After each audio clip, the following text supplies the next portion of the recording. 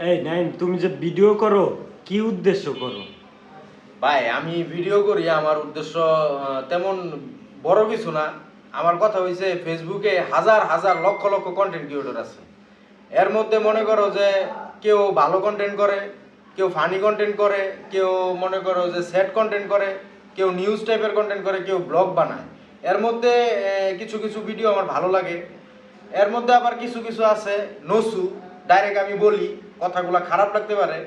আচুকি ফাচুকি star দাও রে, লাভ দাও রে, কমেন্ট করো, ফলোয়ার বাড়াও, রিচ বাড়াও, এঙ্গেজমেন্ট বাড়াও, এই সমস্ত উল্টা পাল্টা আচুকি ফাচুকি কথা কয়া ভিডিওর মধ্যে লাখ লাখ ভিউজ হয়ে জায়গা।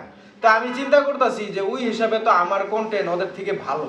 আমি এই আশা নিয়েই আমার ভিডিও কন্টিনিউ আপলোড করতেছি, কারণ আমার বিশ্বাস আছে, এটা দীর্ঘ বিশ্বাস আছে, নিজের প্রতি কনফিডেন্স আছে যে কোনো না কোনো এক সময় আমার ভিডিও ভাইরাল হবে। আপনাদের ভালোবাসা যদি আমার সাথে থাকে ভাইরাল হবেই ইনশাআল্লাহ। ইনশাল্লাহ।